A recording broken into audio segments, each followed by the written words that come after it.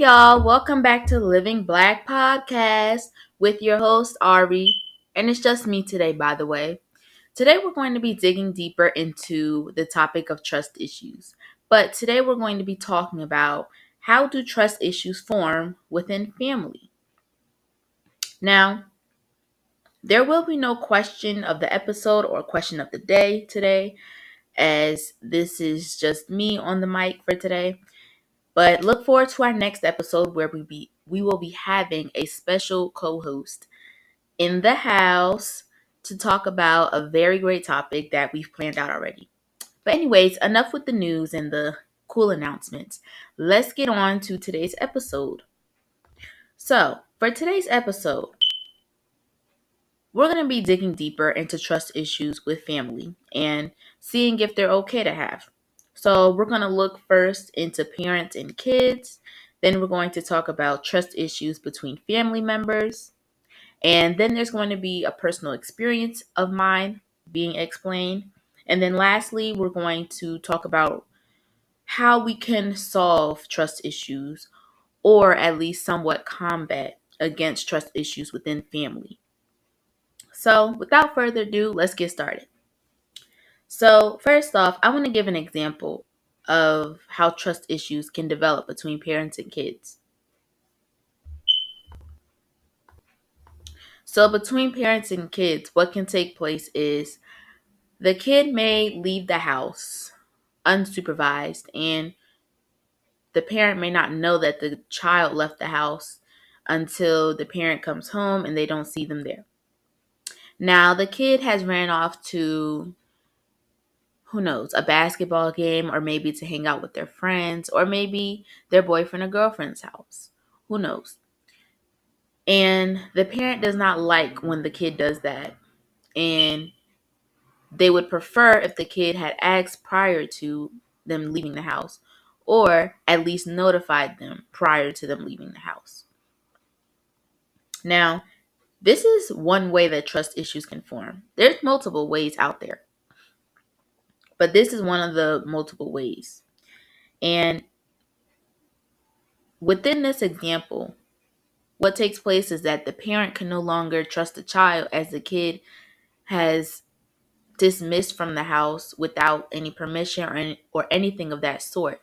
And that's a problem because, this world is very dangerous and it's kind of hard to keep track of everyone. And also, there's millions of things that can take place to kids that run off or leave the house unattended.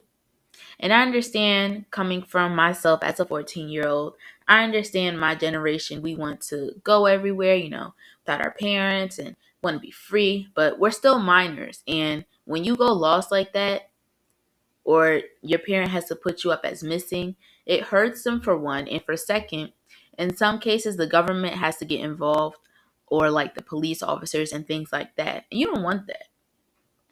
And also, there's a case that CPS or social services can get into that situation as well. Multiple other things can take place. And you don't want that just because you decided to be sneaky for a moment. And honestly, most of the time, those sneaky things that we do can wait. Literally, they can wait. I'm not saying that we shouldn't be enjoying our childhood, but honestly, because of how dangerous the world is nowadays, we aren't as gangster as we think we are, if that makes sense. Um, I'm not talking about 18-year-olds, things like that. I'm talking about people who fall within the range of ages 12, or maybe even starting at 11 up until the age of 15. Because we all think we're so big, bad, and strong, and we're able to do whatever we want to do under our parents' house, or even leave the house and really don't give a care on what they think about what we just did. And the problem with that is, it's just that, like I mentioned, and we all know this, the world is just too dangerous to keep doing that. And it also just leaves everybody at a standstill, because why are we doing this? What is wrong with our brains? It's very questionable things taking place, and it's really weird. Now, in this situation or these type of things that take place, the parent can lose trust in a kid just because they ran off without permission. And now they don't know if they can ever trust the kid again with being home alone or just leaving the house personally, because you never know where they can go, what they can do. Anything can take place. Literally anything. And that's just one way that trust issues can form. And it really sucks to know that this actually does take place within our environment or world today. So now we're going to move into how trust issues grow into the family. So we're going to start off with another example here as well. So as an example, a family member decides, maybe your uncle, your aunt, your sister.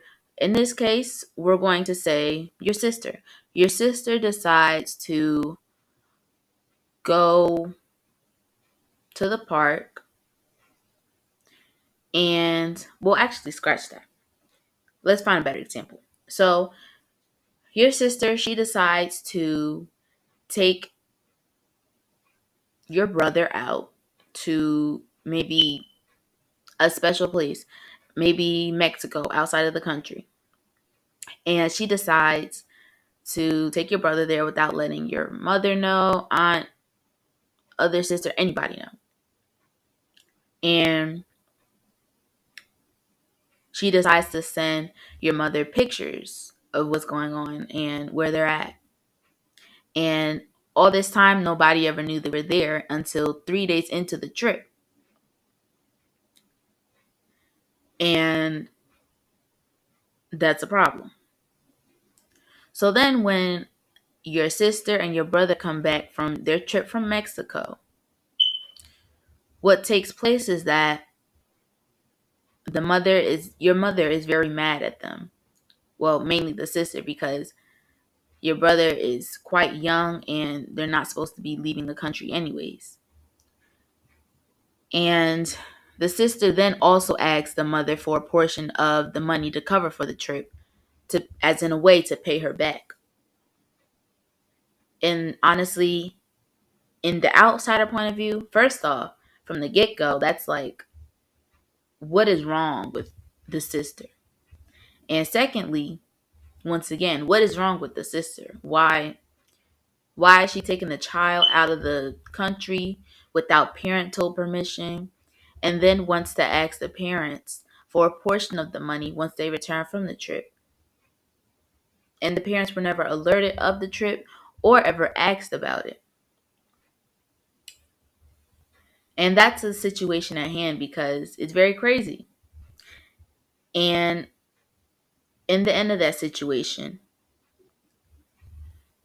let's just say that your sister decides to depart from the family and never talk to y'all again, and decides to create her own little family, and she never comes back around. The end. That was not supposed to be so deep and dark or, negative, but it's the best example I could have found at the current moment. But when it comes to this type of situation between family members, it's just that trust issues are developing.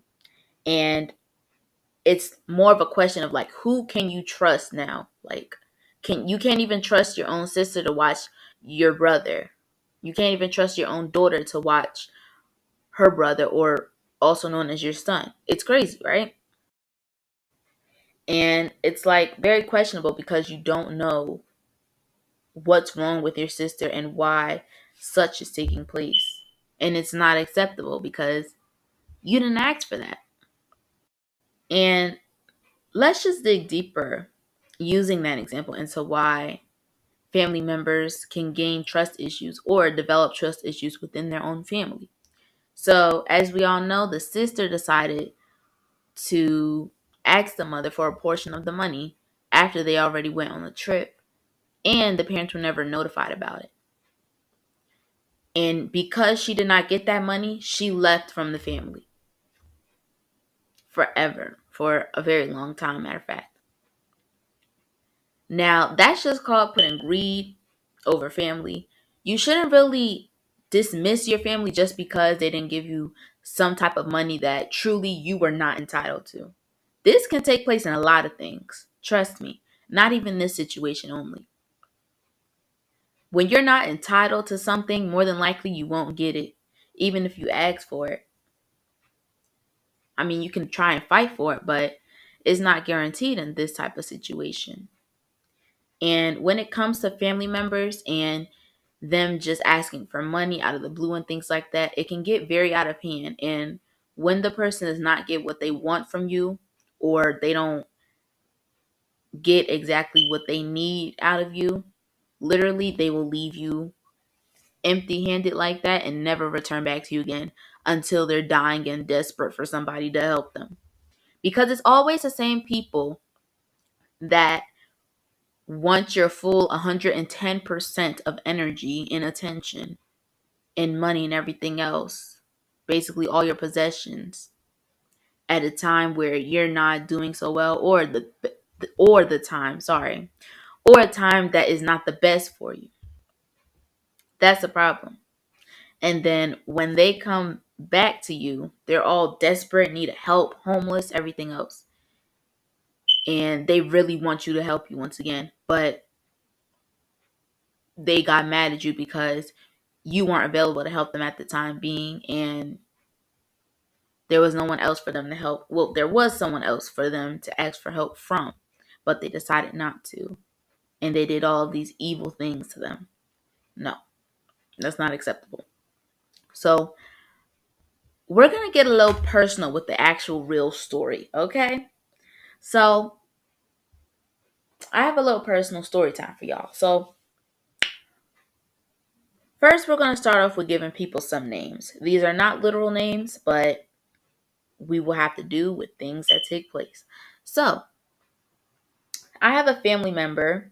We can name them Bryant. And Bryant decides one day he wants to get up and start acting very negative and evil and things like that towards his family.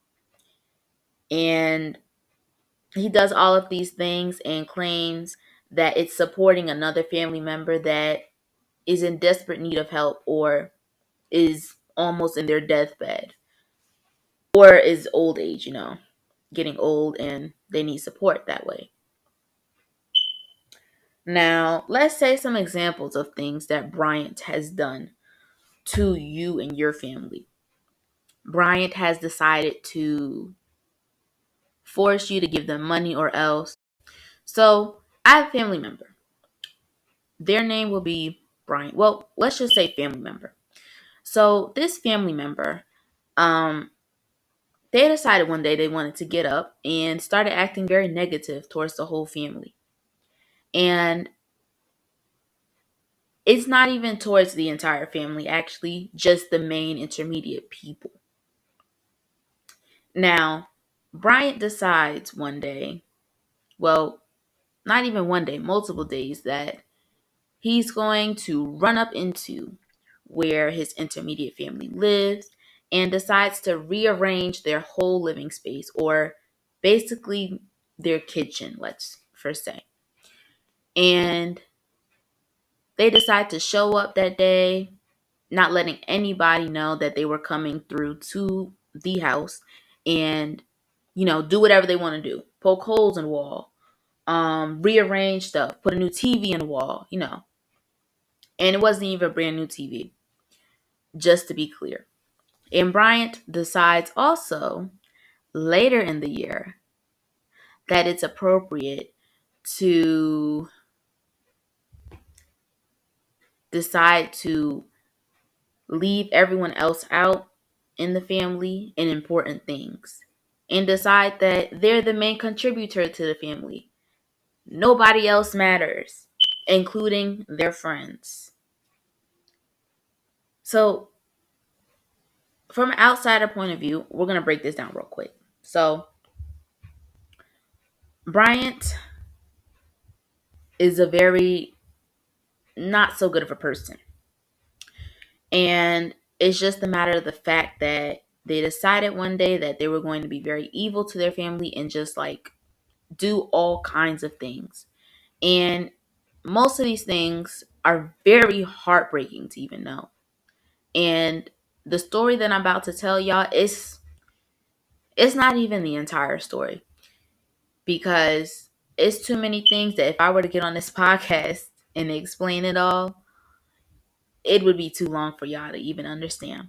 But yes, this story is actually true. I'm just telling it in a different context, due to privacy and just because I don't like to literally put people out there unless they do the same to me.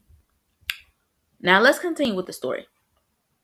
Bryant then decides also, later in the year, that it's also appropriate to do things within the house that are not acceptable. They decide to rearrange the kitchen, like I already stated, rummage through people's items, well, very important files actually, and take what they wanted to see and keep it in their own records, and then decide to mess with people's financial statements and things of that sort, and think it's okay to do that.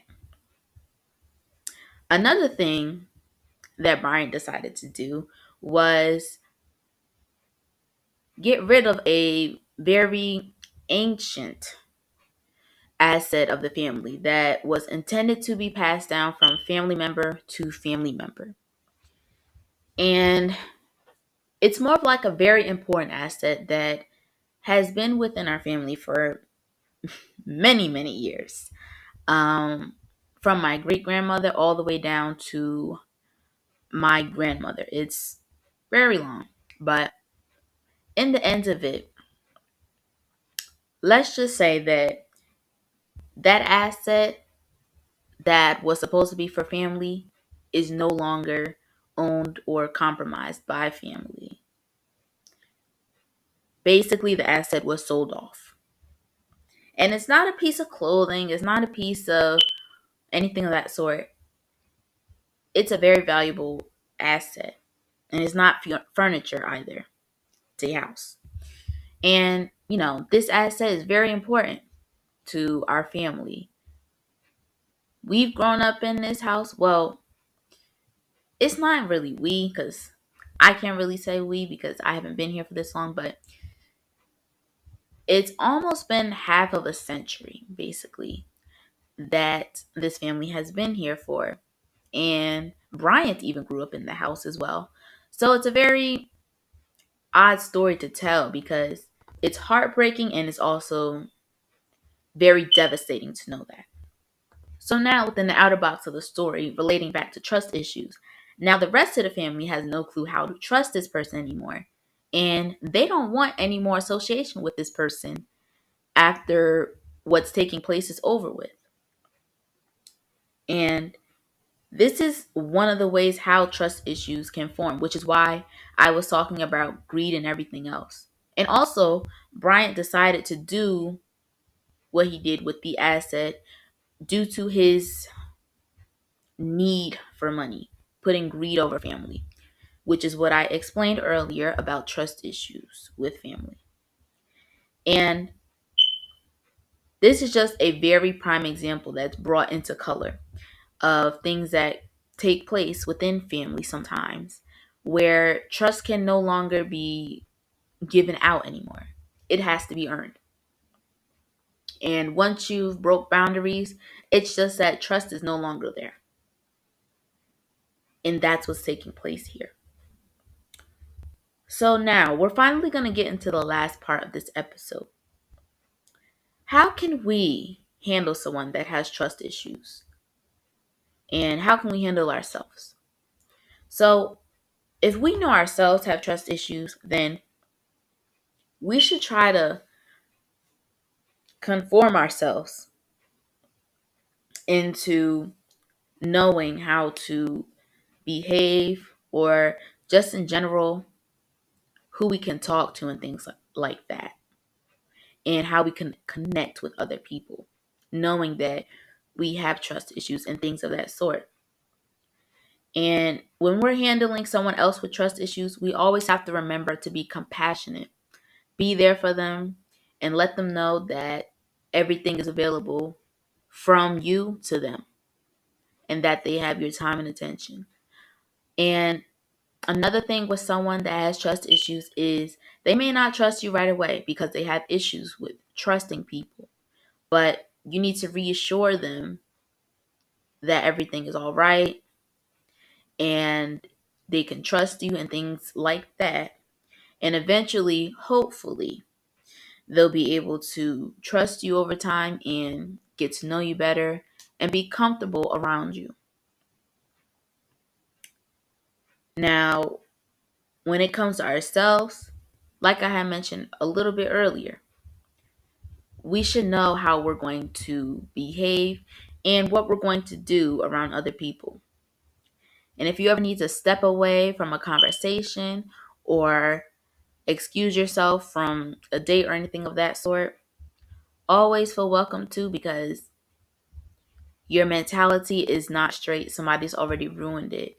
And it's just that you need a break from all of that. And when somebody else destroys your mental stability or your mental state, it kind of hurts.